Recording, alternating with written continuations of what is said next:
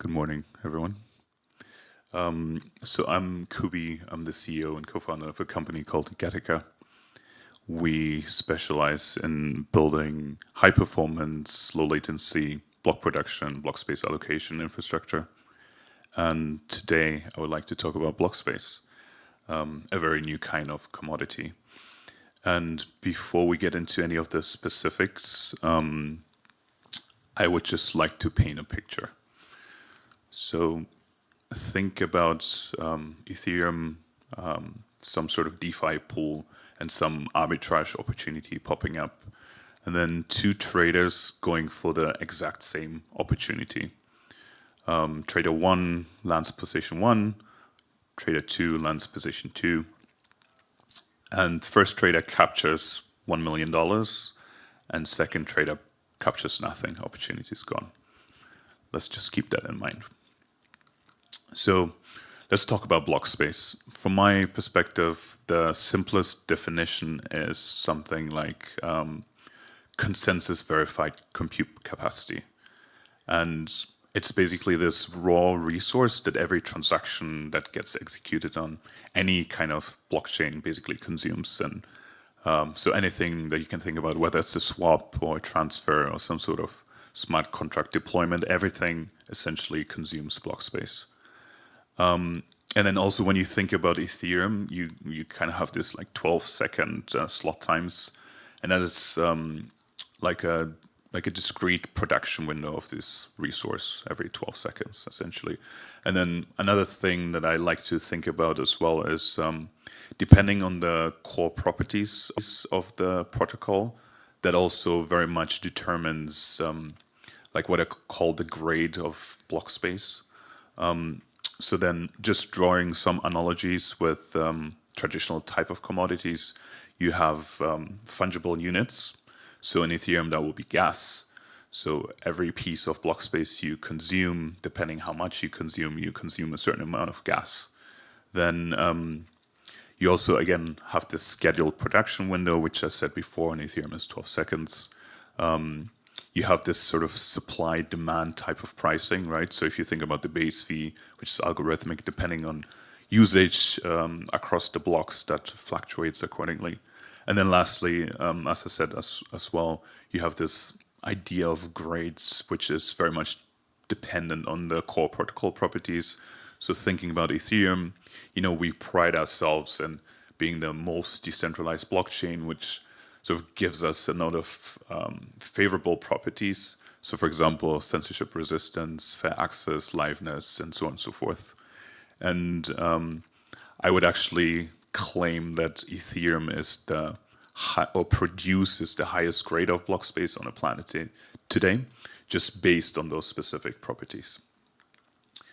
But then let's draw these analogies to some of the traditional commodities.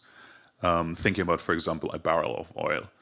When you have a production window and let's say you have like a shipment of oil being delivered, whether you are the first barrel or the second barrel in the shipment, that doesn't really matter. Like the value, as long as it's the same grade of oil, you're paying the same thing, no matter how much you consume, right?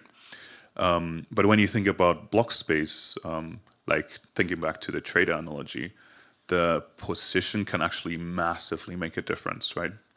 And so I think this is just a very unique fundamental property that makes this new type of commodity very different.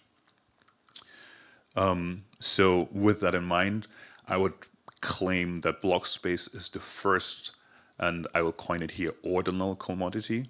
So a type of commodity where the value is not just determined by how much of that commodity you consume, but also what's your position in the, or what you consume in that specific production window. So you kind of have like these two dimensions, so to speak. You have this cardinal dimension, which is how much you consume, and then you have this ordinal dimension, which is what position in that specific production window you consume.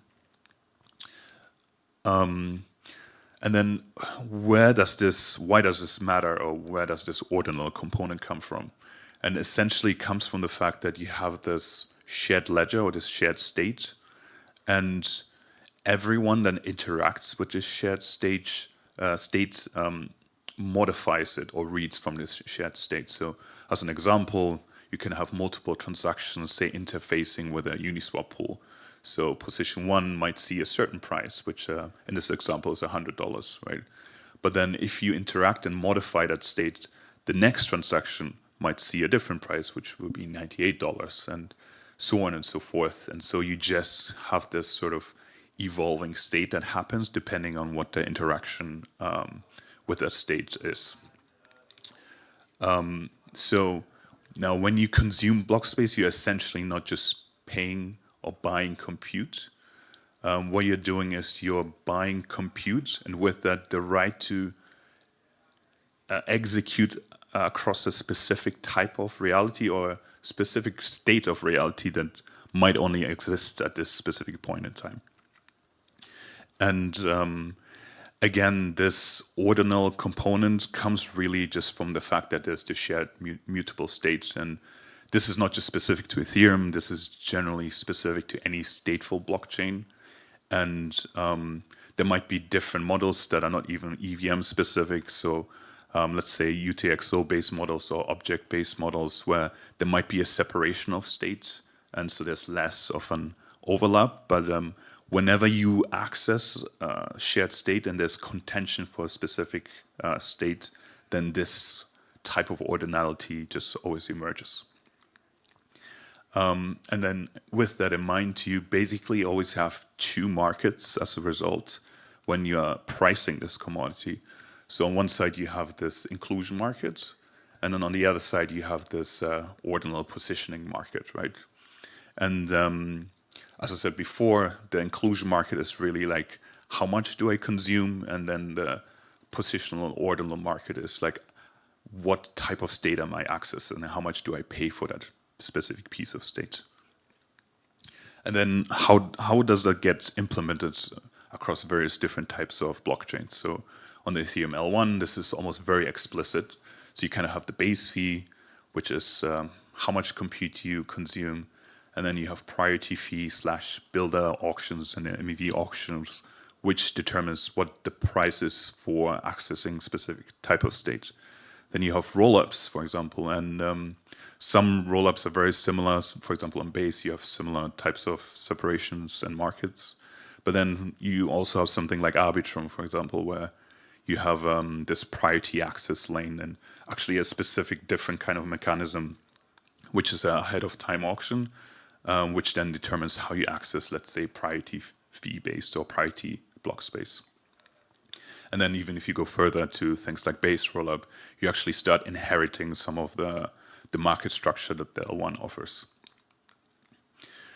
Then another thing I wanted to point out is that there is generally also a bit of a gap where the protocol basically determines or causes this specific nature of these type of markets being in every sort of determining how much you pay for accessing block space.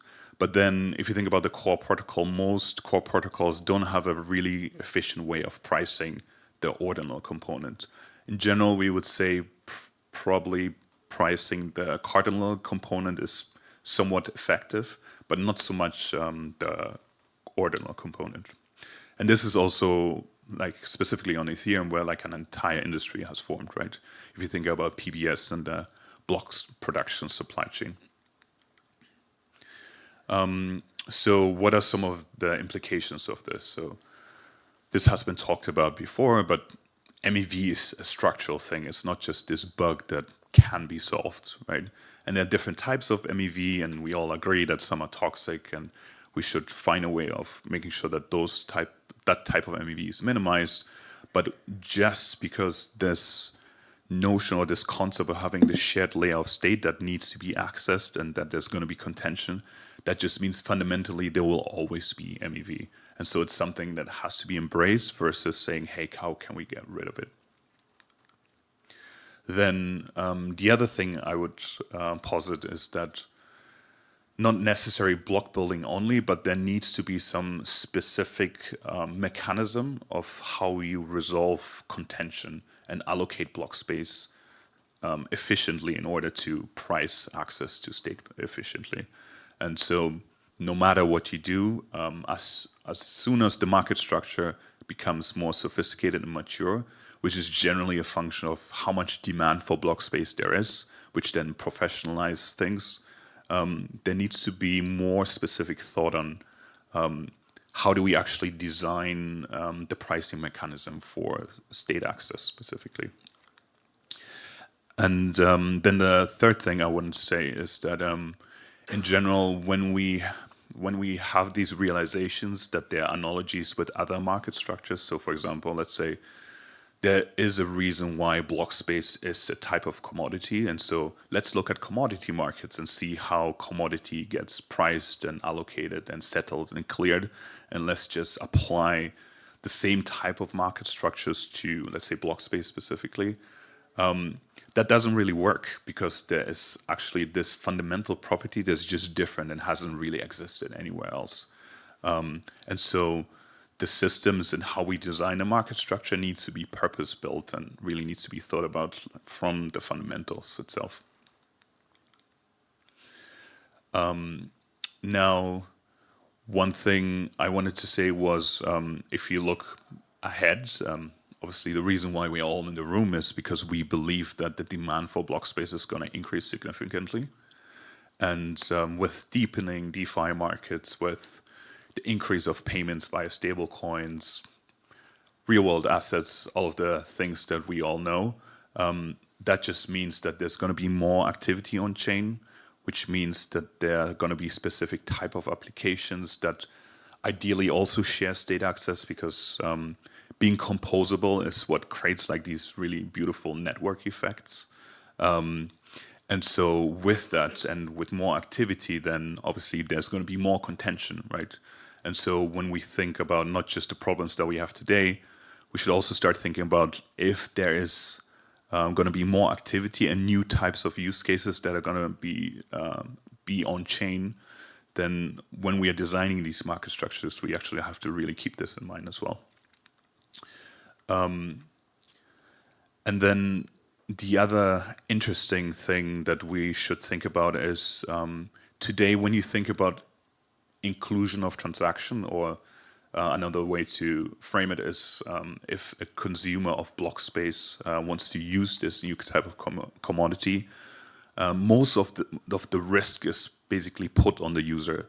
So if you are a user, you're swapping something on MetaMask, right? You're like, okay, this recommendation is like X amount of way, and the likelihood that I'll land in the block is this percentage, right? And there are all these recommendations, then you pick your gas fee or your priority fee, right? And then you might land in the block or not, and maybe you overpay or you underpay, and you create this like not great user experience. And when you think about traditional markets, you kind of want to outsource these kinds of complexities to more sophisticated parties, right? And so that just creates much better UX. And in the sequencing world, we have talked about concepts like pre-confirmations, for example. And there are a lot of nuances and there are some difficulties in how to actually implement them because, again, it is a form of block space futures, and commodity futures have existed for a long time. But again, because of this ordinal component, you can't just really apply the same types of market structures that exist, right? So some possible way forwards could be having synthetic contracts, for example, for inclusion exposure, because again, inclusion is mostly fungible based on how much gas you consume, but then some side of physically set a contract for positioning itself, for example. But again, these are sort of, I think, very open questions. And I think one mistake had always been that people have looked at it from a speculative perspective. Hey, if we create these derivatives and these futures, this is actually something that is just going to create like a big like speculative market on top of this physically settled commodity. But actually, if we think about it from the perspective of lowering the risk and creating better UX, maybe that's a much better motivation actually to think about this.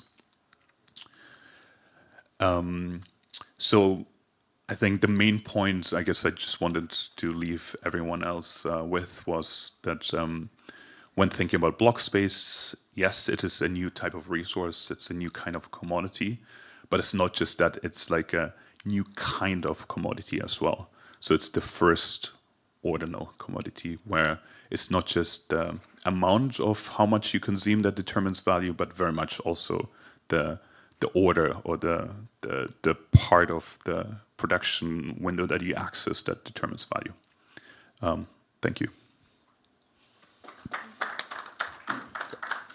So I have a bit of time for questions, just in case someone has any.